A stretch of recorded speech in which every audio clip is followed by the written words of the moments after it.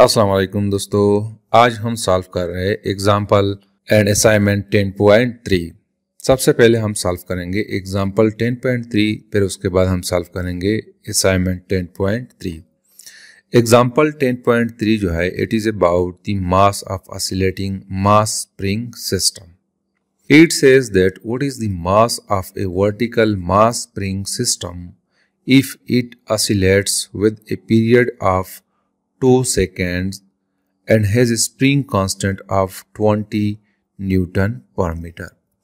ये कहता है कि एक वर्टिकल मास स्प्रिंग सिस्टम है, जैसे कि यहाँ पे आपको नजर आ रहा है। ये स्प्रिंग जो है वर्टिकली अटैच्ड है और इसके साथ ये मास अटैच्ड है और ये वर्टिकली ऑसिलेट कर रहा है अबाउट इट्स मीन पोजीशन।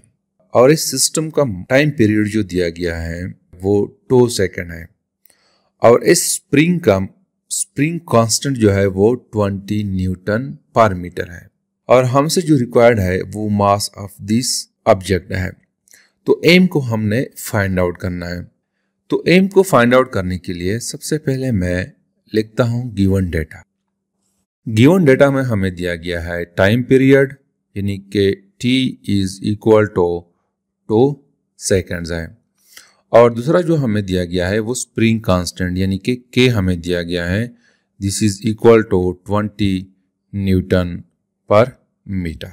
ये हमारे पास गिवन डेटा है और हमसे जो रिक्वायर्ड है वो है द मास ऑफ ऑब्जेक्ट यानी कि एम को हमने फाइंड आउट करना है। तो एम को फाइंड आउट करने के लिए हम यूज करते हैं equation of time period for mass spring system और वो इक्वेशन जो है it is equal to T is equal to 2 pi under root M divided by K. इस इक्वेशन को हम लेक्चर नंबर 4 में डिराइव कर चुके हैं। तो इस इक्वेशन को यूज करते हुए हम फाइंड आउट कर सकते हैं मास। अब चूंकि मास अंडर रूट के अंदर है तो सबसे पहले मैंने इस मास को अंडर रूट से बाहर निकालना है। तो अंडर रूट से बाहर निकालने के लिए मैंने दोनों साइड का स्क्वायर लेना है। तो मैं लेफ्ट साइड पे t जो है उसका स्क्वायर लेता हूँ और राइट साइड पे जो हमारे पास है उसका भी स्क्वायर लेता हूँ, under root divided by K. तो इसका मैं स्क्वायर लूँगा तो this will become like this one. अब इसको मैं लिखता हूँ कि टी स्क्वायर जो है दिस इज इक्वल टू ये 2 पाई जो है it will become equal to 4 pi square. तो मैं लिखता हूँ यहाँ पे कि 4 पाई स्क्वायर और यहाँ पे अंडर रूट की जो वैल्यू है वो 1/2 है। तो अगर मैं यहाँ पे लिख दूँ अंडर रूट की जगह 1/2 तो ये 2 और ये 2 कैंसिल हो जाएंगे, तो यहाँ से ये अंडर रूट खत्म हो जाएगा। तो मैं लिख सकता हूँ कि 4 pi square M divided by K. तो ये हमारे पास इक्वेशन आ जाएगा। अब मैं क्या करता हूँ कि एस के को यहाँ पे ले आता हूँ, टी स्क्वायर के साथ लिखता हूँ। तो it will become equal to T square into K, this will be equal to 4 pi square into M. अब मैं क्या करता हूँ, चूंकि हमें एम चाहिए तो दोनों साइड्स को 4 पाई स्क्वायर पे डिवाइड करता हूँ। तो ये हो जाएगा 4 पाई स्क्वायर और ये साइड जो है इसको भी मैं 4 पाई स्क्वायर पे डिवाइड करता हूँ। तो ये 4 पाई स्क्वायर और ये 4 पाई स्क्वायर कैंसिल हो जाएंगे। तो हमारे पास रह जाएगा T square K divided by 4 pi square is equal to M. या इसको मैं यूँ लिखता हूँ कि M is equal to T square K divided by 4 pi square. तो इस इक्वेशन के थ्रू हम मास को फाइंड आउट कर सकते हैं। अब हमने इसमें वैल्यूज पुट करनी है। t की वैल्यू जो हमारे पास है वो 2 सेकेंड है। तो यहाँ पे मैं t की वैल्यू लिखता हूँ तो t का स्क्वायर हो जाएगा और k की वैल्यू जो हमारे पास है it is equal to 20 newton per metre और नीचे जो हमारे पास है 4 है और पाई की वैल्यू जो है वो 3.14 है। तो यहाँ पे दोस्तों मैं यूनिट्स भी लिख लेता हूँ। ये सेकेंड है तो चूंकि टी के ऊपर स्क्वायर है तो सेकेंड स्क्वायर हो जाएगा ये यूनिट और ये न्यूटन पर मीटर है।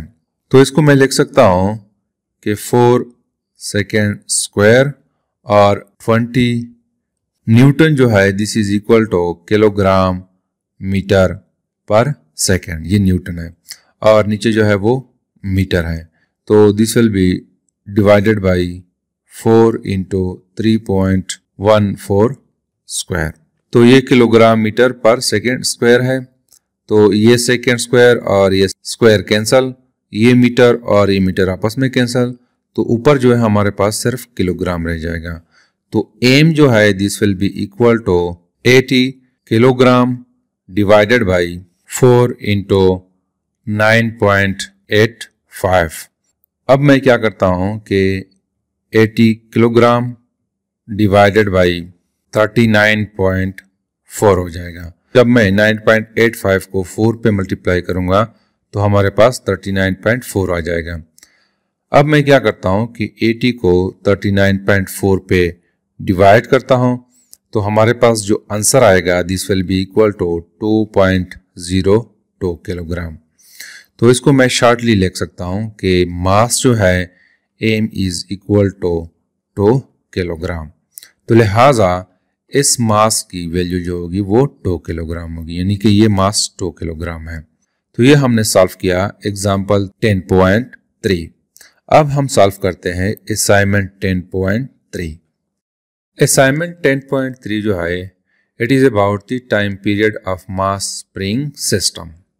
It says that a body of mass 0.2 kg is attached to a spring placed on a frictionless horizontal surface.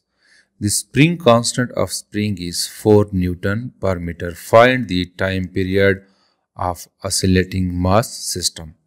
ये कहता है कि एक मास है जिसे कि आपको यहाँ पे नजर आ रहा है, इसकी मास जो है वो 0.2 किलोग्राम है और इसको अटैच किया गया है एक स्प्रिंग के साथ, और स्प्रिंग जो है हॉरिजॉन्टली एक सरफेस पे रखा हुआ है और उस सरफेस का जो फ्रिक्शन है वो 0 है, यानी उस पर कोई फ्रिक्शन नहीं है।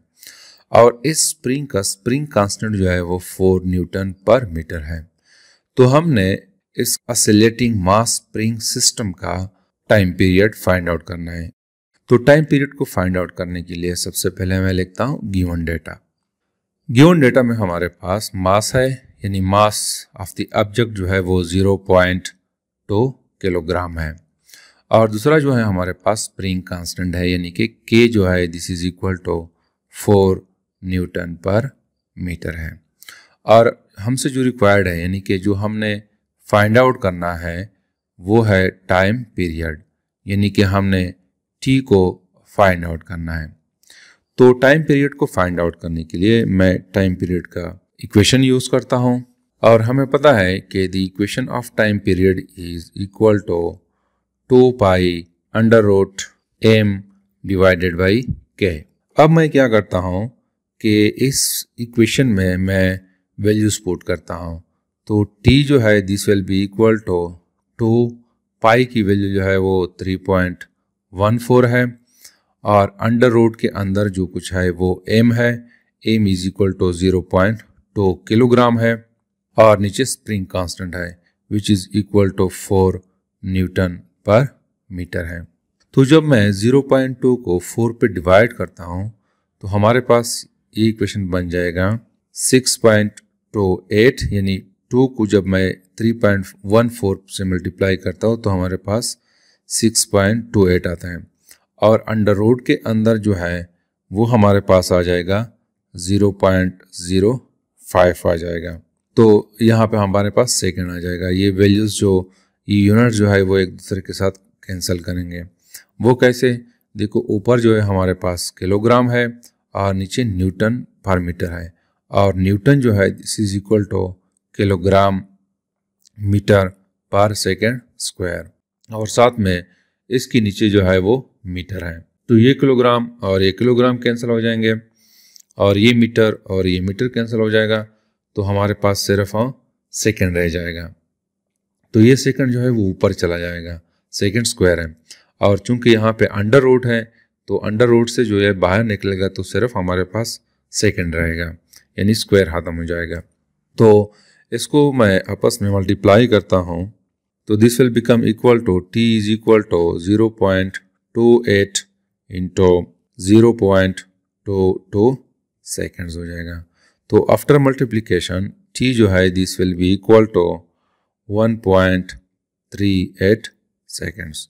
तो इस सिस्टम का टाइम पीरियड जो है वो 1.38 सेकेंड्स आ जाएगा। तो this is something about the example 10.3 and assignment 10.3। Thank you.